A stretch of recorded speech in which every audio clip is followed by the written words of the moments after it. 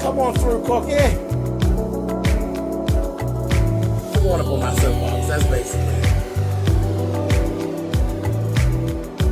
Let's talk about drag and all its forms.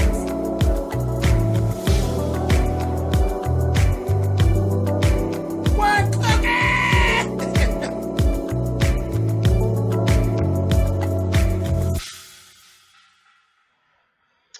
Okay, you guys, let's talk Love and Hip Hop Season 3, Episode 7. Ray J and Max are actually in the barbershop, and Ray J walked in there fussing about how hot it was, but the damn fool had on a damn jacket. I said, what the heck? I'll never understand these people in these hot climates and running around with fur coats on and shit like that. But anyway, weird old Ray J, he go in there talking about a motherfucking sprush.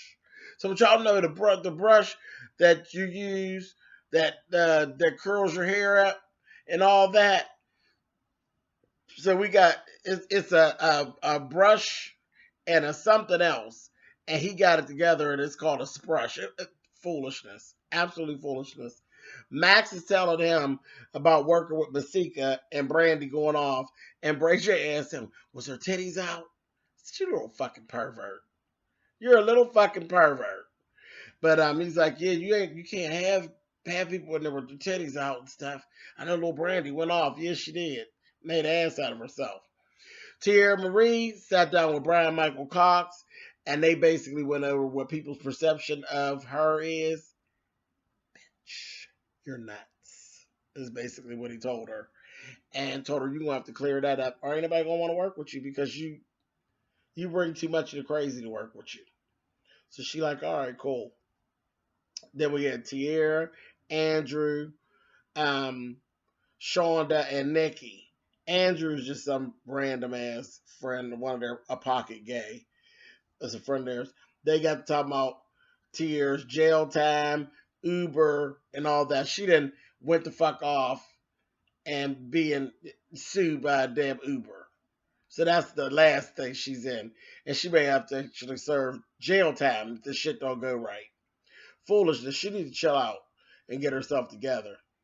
Next we got Rosa and Rosa Costa and Jason Lee meet up. His built. He's just big, like a refrigerator.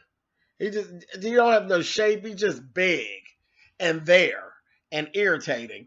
But anyway, Jason was telling her, it was business only. He didn't mean to try to mess up nothing with her and Nikki and all that. And Rosa was like, girl, I'm done with her anyway. She's a liar, and I'm done with her. Later on, we actually seen Rosa showed up at a function with this stud. And Nikki was so fucking pressed. So pressed. She made a complete ass of herself. She looked foolish. She was just as jealous. And she's like, I'm not worried about it. Yeah, you were. You were jealous and you were pressed and you were making a fool of yourself. Claiming that the stud was staring at her and, are you looking at my titties? And she's like, no, not at all. And I'm like, Nikki, are you kidding? I know, really? You really think you look better than Rosa or something? Girl, sit down. But she made an ass of herself. She really, really did. That was not a good look at all. Brandy and Max, they done got back together. Max said he's going to go ahead on home. Then he went to the baby's birthday party. So he's back home. So Jabberjaw and Yap Yap are back together. Ray J and Princess done fell completely out. He take her down. She's fussing at him about the cake tasting and all these different things. He take her down to where he done got the billboard at and want her to be all excited. Tell her, take a picture of me on the scooty bike. She gave him very much of, okay, sit right there on the scooty bike, honey. I'm going to do it. Got in the car and drove the fuck off and left his ass right down there on West Hollywood Boulevard. He had to ride the scooty bike home, honey. And she ended up running up on him in the middle of the store, the scooty bike store, with a lady that was an officiant for a wedding. Said, let's just get married right here. Because I'm sick of this. You don't want to be here for that. You don't want to do nothing. Let's just go ahead and do it. And Ray J going to say, I ain't getting married, but no weird white lady with no funky grin. I said, Lord have mercy. So he told her, he said, I'm all in, I'm all in. I'm going to learn my lesson. A mess.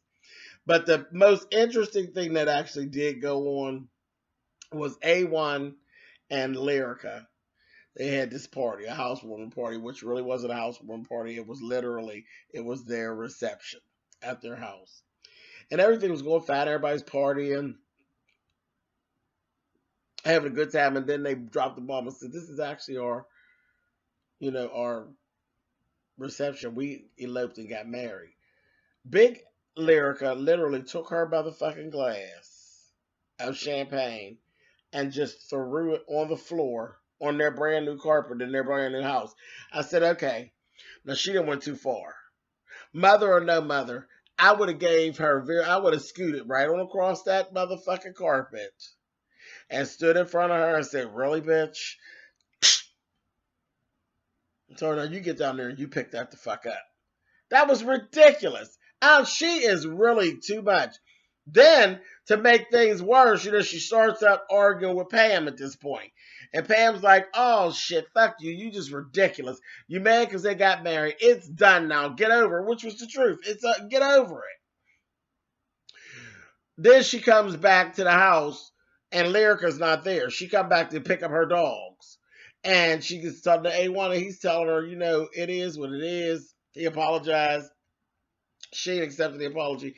He said, well, here, he's still trying to make the best of it with his black fingernails and his everything that he got going on. He gives her a picture of the two of them. She took that motherfucker and threw it on the floor. So now they got broke up glass all on their brand new carpet.